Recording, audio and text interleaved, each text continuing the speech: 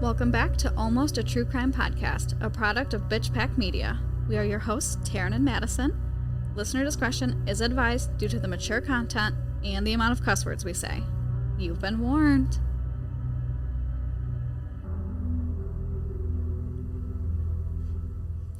Hey guys. Welcome back. Aren't you so jealous people had a week between then and now? I don't know if you guys understand. I don't know anything about Waco, so I'm learning all of this right now, back to back. And it's a lot. It's a lot to process. So we're going to take a shot real quick. We are going to take a little shot. To a little bit of a palate cleanser. If it makes you feel It's ruining my Friday. This makes you feel any better, this part will be kind of short. God, I fucking hope I can't. I have like a lump in my throat. I have like those uncomfortable feelings. It's terrible. Like I really thought in my head this was a Manson cult following. A bunch of psychos. Yeah, that just decided to end it all. This isn't at all what that was. No, it was children. A bunch of kids. Who had just like going to church, following the religion. So, cheers to Madison ruining all of our days. Good thing we did it early and all in one part. You have the whole, you can turn the whole day around. I hope. God, early. It's almost 1 o'clock now. It is almost 1. We will still be done around 1. 13 minutes? 1:15. Okay, thanks. That was terrible. I wasn't all ready for that. Okay. So everyone's dead and everything is terrible. Mm-hmm. That is where we left off. 9 people made it out. Clive Doyle and David Thibodeau among them. No women and children made it out. Women and children were in a bunker. When the walls collapsed, it's entirely possible they tried to get out and they couldn't. That's where we left off. Everything is gone. David Koresh was shot in the forehead. Some people theorize that, like, perhaps at the end, people started to realize, like, this is all his fault. And, like, maybe he wasn't that great of a person, so they might have, like, shot him out of malice. I think the more logical solution is they mercy killed David so that he wouldn't be burned to death, and then that man shot himself. So, in an interview in Texas Monthly, they said, at first it seemed like everyone was okay with what happened, and they were on the side of the FBI and the government. Throughout the whole ordeal, the media coverage of the ATF raid and the FBI siege depicted the Branch Davidians as a cult, with David Koresh exercising total control over mesmerized followers. It was a narrative that federal law enforcement agencies were happy to encourage, and it resonated with the public's understanding of so-called cults. Which is why we were talking about, like, is it really a cult? I don't know. But to people seeing this play out on air, it does seem like a cult. Immediately after the fire, most Americans took the side of the FBI. A CNN USA Today. Fuck how? Because they haven't seen anything. Yeah, you're right. The poll found that 73% of Americans thought the FBI's use of tear gas was responsible. Only 13% thought the FBI had acted too soon, while 57% believed it was not soon enough. And then they just turned on the FBI. Like I said, this is one of those cases where the more time you have to look at it, once you get all the details, you realize starts to not look great. Yeah. The FBI claimed it was because the media was deliberately portraying the Branch Davidians as good people to get people to switch. But I just think the death of so many women and children was never going to look good. You killed a bunch of kids. Literally. And, like, for what? For no reason. Because you thought they had weapons? Literally. Odds are they just used almost all of their ammo fighting you guys back. Yeah. So I think more probable is, like, it probably took a second for information to come out on the Branch Davidian side. And once that started coming out, people were like, well, wait a fucking minute. Oh my God. And, like, they were just not the deranged abusive cult the FBI was trying to make them seem like. This is so crazy. Like, I really was so like, this is such a cult. This is such like a crazy, insane. But they weren't doing anything to any. Okay, yes, there was a lot of like. I think I get into it. Like, David Koresh is a bad person. Yes. But all the people following him thought they were doing a good thing. And they were doing it on purpose. They were following an organized religion. Yes.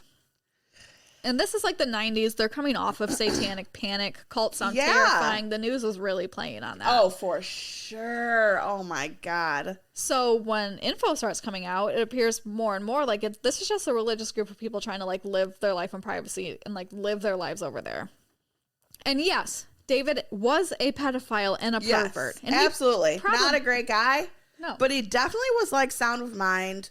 Could have negotiated. Like this wasn't a insane fucking megalomaniac guy. And maybe he deserved what he got. But at the end of the day, you killed 75 other people for the actions of this one psychopath. Or forced to commit suicide, if you believe that. They didn't even know the full extent of all of that, right? No. This was just like literally a weapons thing for the most part. Possibly meth. Yes, that's what like the ATF, that's why I'm like saying, like, it wasn't you weren't concerned about the children. Not at all. Your whole thing was about the weapons. And not to harp on this idea too much, but I read an article on theconversation.com from a sociologist who had an interesting perspective. He's in his essay, Manufacturing Consent About Koresh. Sociologist James T. Richardson draws on the work of Edward S. Herman and Noam Chomsky to point out that the media have the power to depict those who die violently as either worthy victims or unworthy victims.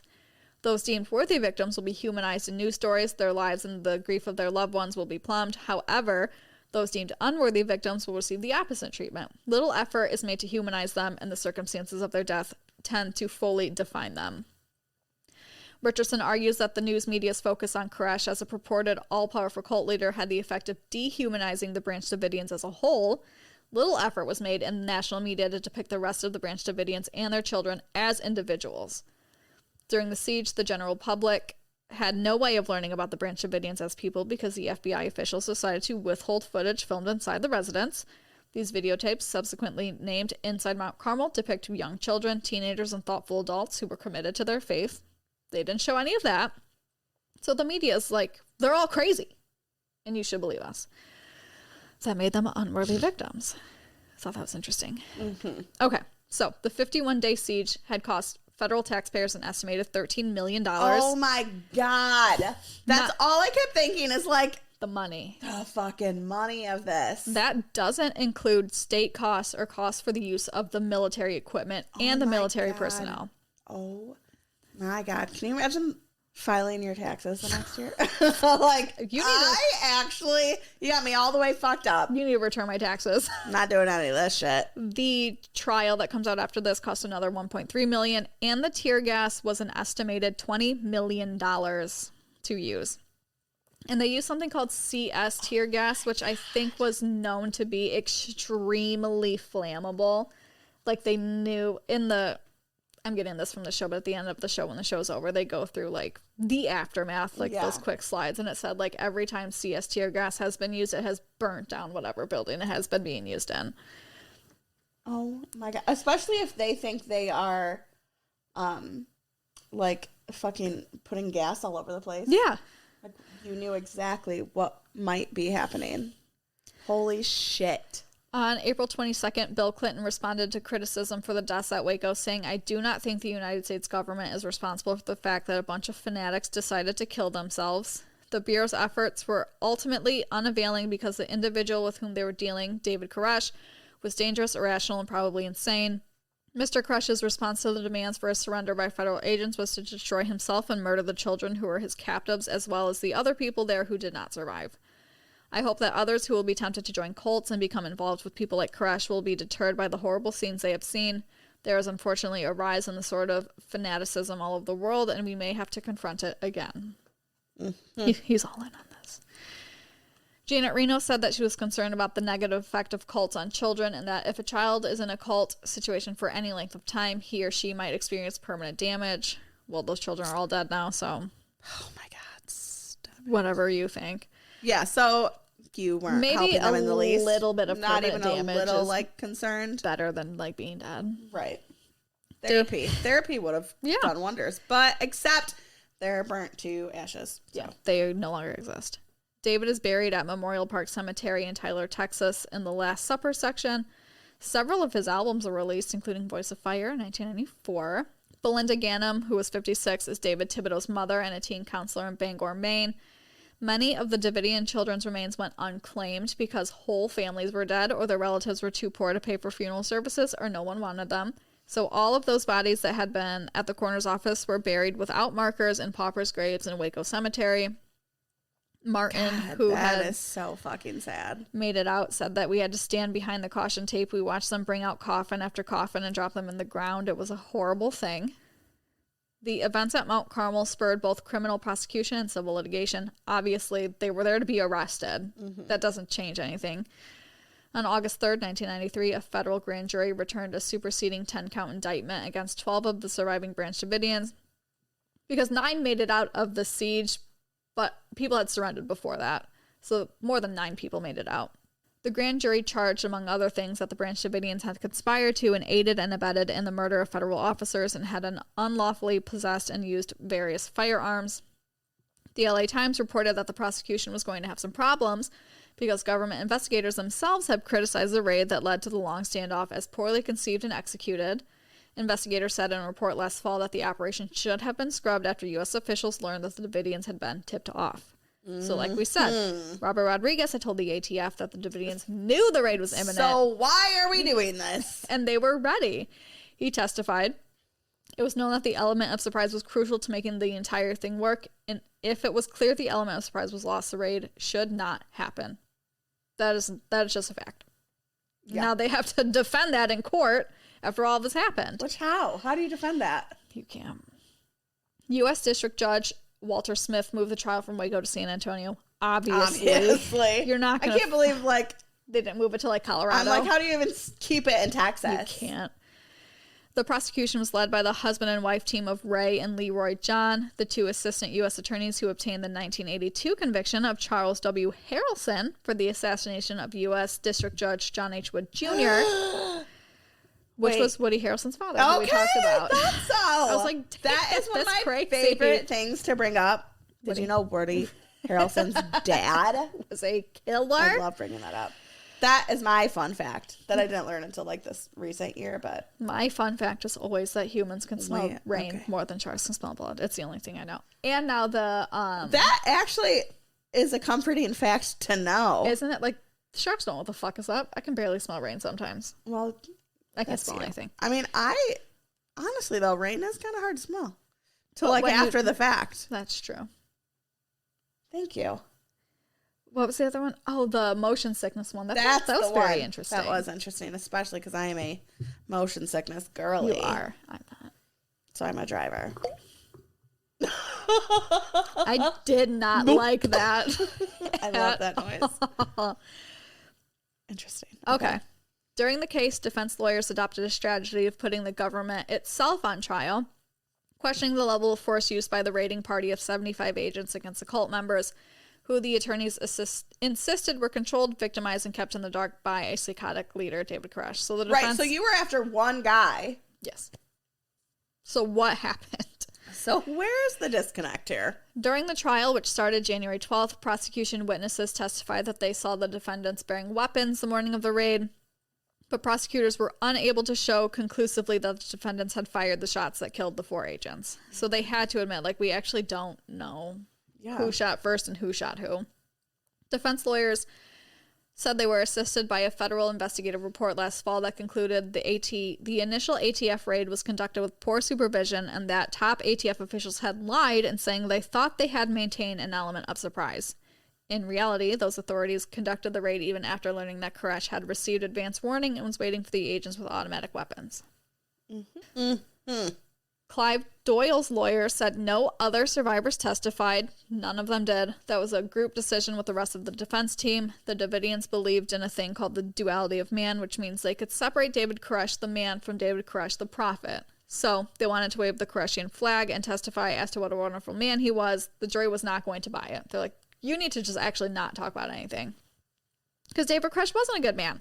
Right. He went to strip clubs. He had sex with 15-year-olds. He cheated on his wives with other wives. No jury was going to see this man as a holy prophet. The core beliefs of the Davidians didn't make them guilty, but it made them difficult to understand and believe. Like, we just don't need to hear from you. It's not going to help you. So the defense kept the focus on the horrific and outrageous conduct of the government. Shortly before announcing their verdicts, jurors again listened to a tape recording of a 911 call made by cult members the morning of the botched raid, where they were begging them to call the raid off because there were children in there. Because remember, Wayne Martin called 911 and was like, you need to tell them to stop. Defense lawyers argued that the recording showed that cult members were merely trying to defend themselves and lacked the criminal intent that the government needed to support murder charges. Doyle's attorney, Dan Cogdell, told jurors that cultists not only had a right but a duty to defend themselves against excessive government force. He claimed that the government has taken the position that as long as the person has a badge and a gun, it doesn't matter. They can hit your house with 75 agents. They can gas it in the name of the law. In February 1994, right before the anniversary of Waco, jurors acquitted all 11 members of the Branch Davidian cult accused of murder and murder conspiracy in the death of 4 federal agents. Well, as they should. Yes, they shouldn't be charged with the murder of those agents. Most of the defendants were convicted of lesser charges. 5 were convicted of aiding and abetting voluntary manslaughter in the deaths of the ATF agents. Those 5 and 2 others were found guilty of weapons charges. 4 cult members were cleared of all charges. Say, weapons charges seem like the only thing that you can should really be sticking. You have no idea. That's all you went there for. They even knew anything about that. No one knew who was being shot and killed. Oh, it's fucked up. The 5 defendants sentenced to the maximum 40 years received 30 years each for firearms carrying and an additional 10 years for aiding and abetting the voluntary manslaughter of the 4 federal agents killed in the shootout. The defendants were Reynolds Avram of London, Livingston Fagan of Nottingham, England, Brad Branch, Jamie Castillo, both of Waco, Kevin Whitecliffe of Honolulu. Ruth Riddle, who was 30 of Toronto, had been convicted of the same weapons carrying charge but was sentenced to 5 years because the judge said she was easily manipulated by other cult members. Graeme Craddock, 32 of Victoria, Australia, who was convicted of weapons carrying and possession of hand grenades, was sentenced to 10 years in prison on each charge because he had cooperated with police. Paul Fata, formerly of California, was sentenced to 15 years for aiding and abetting in the possession and making of automatic weapons. Clive Doyle and David Thibodeau were among the few that were acquitted of all charges, so neither of them got charged with anything. 6 of the 8 Branch Davidians appealed both their sentences and their convictions. They raised a host of issues, challenging the constitutionality of their prohibition on possessions of machine guns. This gets very confusing. I'm going to try and say it as best as I can because I don't truly understand what the fuck it means. The jury instructions, the district court's conduct of the trial, the sufficiency of the evidence, and sentences imposed. So they're saying, like, all of that is wrong. The United States Court of Appeals for the Fifth Circuit vacated the defendant's sentences for the use of machine guns, determining that the district court had made no finding that they had actively employed the weapons, but left the verdicts undisturbed in all other respects. On remand, the district court found that the defendants had actively employed machine guns and resentenced 5 of them to substantial prison terms. The defendants appealed again. The Fifth Circuit Court of Appeals affirmed the Branch Davidians pressed this issue before the United States Supreme Court. The Supreme Court reversed, holding that the term machine gun, quote, in the relevant statute created an element of the offense to be determined by a jury rather than a sentencing factor to be determined by a judge, as happened at the trial court. On September 19th, 2000, Judge Walter Smith followed the Supreme Court's instructions and cut 25 years from the sentences of 5 convicted Branch Davidians and 5 years from the sentence of another. All Branch Davidians have been released from prison by July of 2007. None of them are in jail anymore. Which, I mean, they shouldn't be. No, I don't. They have suffered enough. Okay, Jesus. Now just some final updates from the fallout of all this. So Janet Reno, when she approved the raid, did so, but gave instructions that non-incendiary devices were to be used. They apparently ignored... Huh. Wow! You don't fucking say. So, okay, just go on, and then I'll save my notes for the end. They apparently ignored Reno's orders. Agents can be heard on tape getting authorization from the head of the HRT to fire military-style tear gas. Between 1993 and 1999, FBI spokesman denied, even under oath, that use of any sort of pyrotechnic device during the assault. They denied the use of any. I said that in a weird tone. They denied correct. using any of those devices. But they're lying. They are lying. However, pyrotechnic flight right CS gas grenades had been found in the rubble immediately following the fire. It wasn't until 1999, so 6 years later, when an FBI spokesman backtracked saying they had in fact used the grenades, but then contended that they had only been used during an early morning attempt to penetrate a covered water-filled construction pit 40 yards away, and they were not fired into the building. It's like, yeah, we used them, but we didn't use them at people. Oh, so you're still lying? Yeah. When the FBI documents were turned over to Congress for an investigation in 1994, the page listing the use of the pyrotechnic device was missing. This super pissed off Janet Reno because when the plan had failed and everything burned down, she ended up taking full responsibility. Yeah, like this is all on her. Yeah. Her name is on this. She took full responsibility. She had assured Congress that nothing incendiary had been used. So in 1999, after this all comes out, she ordered a full investigation. She was like, you guys are fucking my whole life up. I went out on a limb for you and let you do this. And you did exactly what I told you not to do, and then you lied about it. According to the article, The Ghost of Mount Carmel, in 1999, Attorney General Reno appointed a special counsel to look into the government's actions. After 10 months, former Republican Senator John Danforth concluded that although a lot of serious mistakes were made by the ATF and the FBI in the aftermath, mostly regarding the withholding of evidence, there was no systemic cover-up. Danforth also found that the FBI had not shot at anyone on April 19th. I don't know how he would have found that out. Most important, the Davidians set the fire, he concluded. Bugs planted by the FBI inside the compound revealed dozens of references to fuel and fire in the final 6 hours. That was a tricky lot. One. Conspiracists still do not buy that. 10 years later, they have concluded that both sides share the blame for what happened. People do think it's obvious that the Davidians set the fire, but it's also that the FBI knew all about their apocalyptic theology. I mean, they know what they were getting into. Exactly. When they did I this. think they absolutely knew what was inside of there. Yes. So they knew by releasing this flammable tear gas. Yes. What was going to be happening. What they say, it's obvious that David saw the whole thing as a fulfillment of prophecy. It's also obvious that those government agents had a higher duty to protect the innocent inside the compound, and that they breached it by driving an unstable bunch even crazier. They weren't protecting anybody. They were not. But they were saying, like, you should have. You had a duty to protect people who were not David Koresh. Right. They did the exact opposite. The opposite. You made none of them trust you. So none of them would come out. They made it worse. Like, what other option did they possibly have? None. Clive Doyle became the preacher for the surviving Davidians because he says in the aftermath he was the only male follower in the area not in jail. Because he was acquitted immediately. Or dead. In 2000, Clive and his congregation moved into a new chapel built and paid for by sympathetic volunteers and the Davidians themselves. Clive's congregation was small, but it did include 4 other Davidian survivors. He told the Ghost of Mount Carmel article there were only a dozen or so Davidians left in Texas and maybe 100 in the world, but the numbers don't matter. There are fewer students now, but that doesn't mean the truth is any different. And that truth, he says, is what David taught them in these dark days as foretold in the book of Revelation. All answers are to be found in the scroll bound by the 7 seals to be opened at the end of the world. Clive Doyle died of pancreatic cancer on June 8th, 2022. Oh my God. Just died. He was 81. He lived. Stayed in Waco that whole time. Wow. The treatment of the Branch Davidians sort of allowed David Koresh to become a martyr.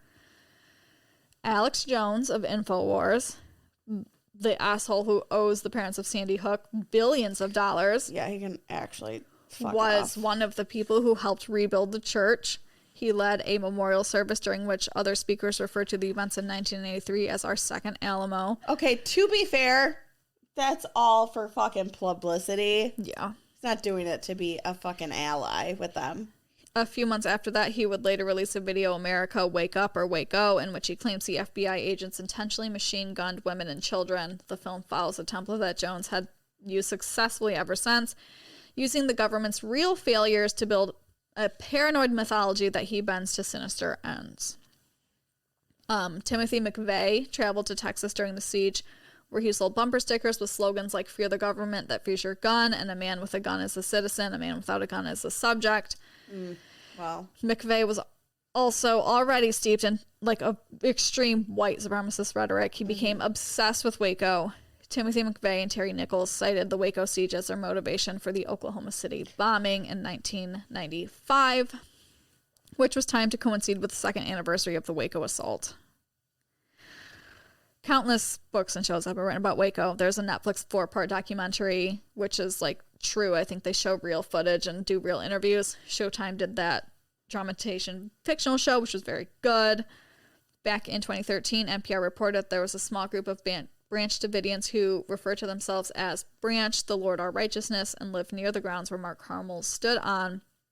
They are led by Charles Pace, who has said that Koresh corrupted the original message set forth by the man who created the Branch Davidians. In a 2018 interview with the Dallas Observer, David Thibodeau said that he periodically visits Waco, and some of his fellow survivors still live in Mount Carmel this day. And that's it. Okay.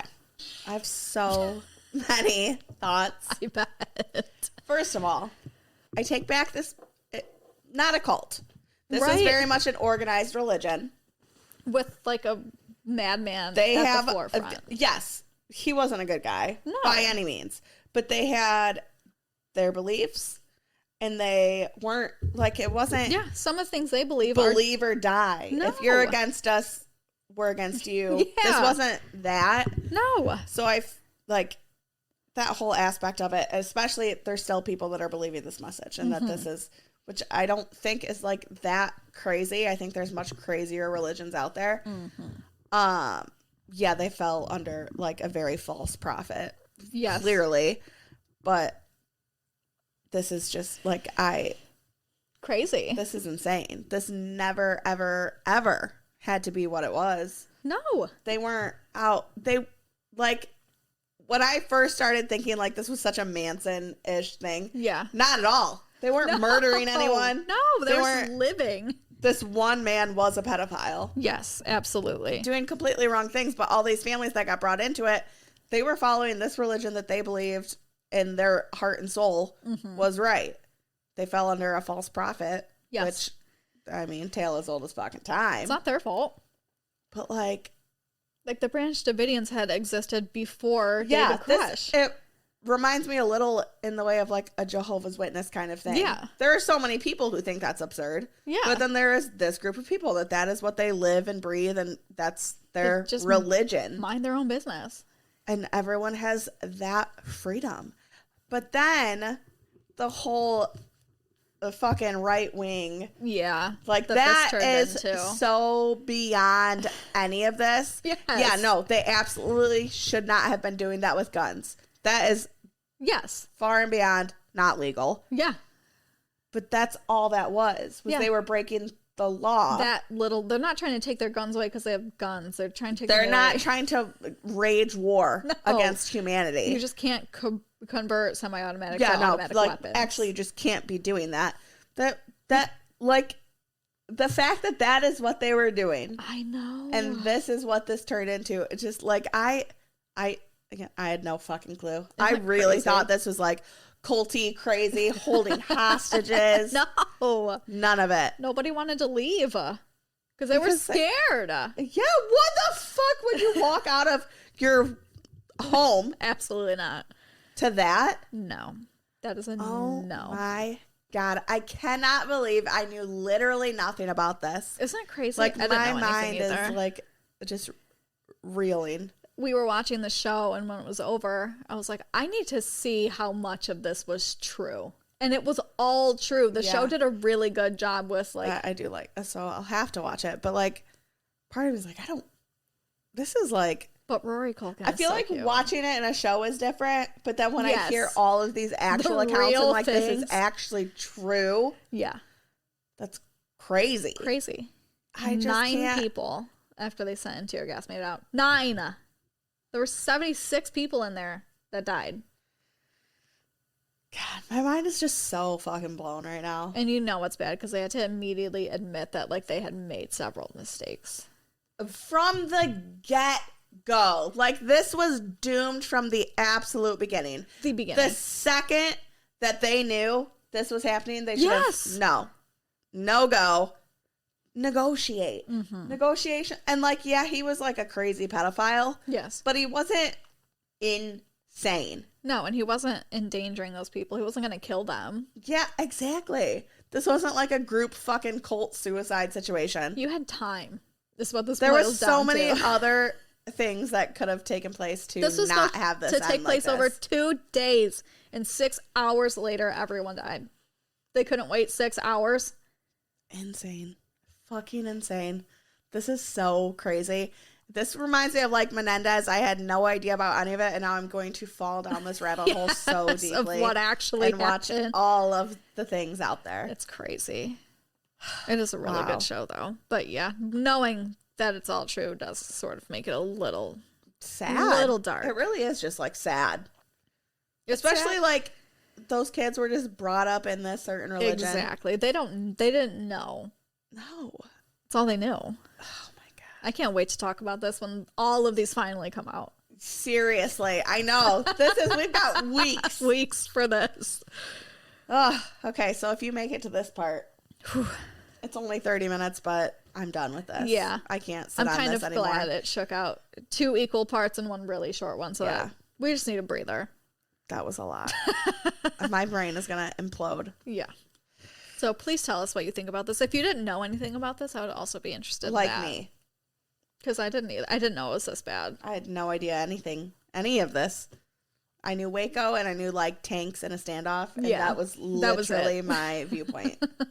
Crazy. All right. The Branch Davidians still exist today. I mean, it's still a whole thing. It wasn't like a Charles Manson cult I'm saying this reminds me of like a Jehovah's Witness or like Book of Mormon. Like, it's an actual religion. They believe in a lot of the same things that you would probably believe in. Correct. You study the same things. It's just interpreted differently. Exactly. And that's all it is. Open to interpretation.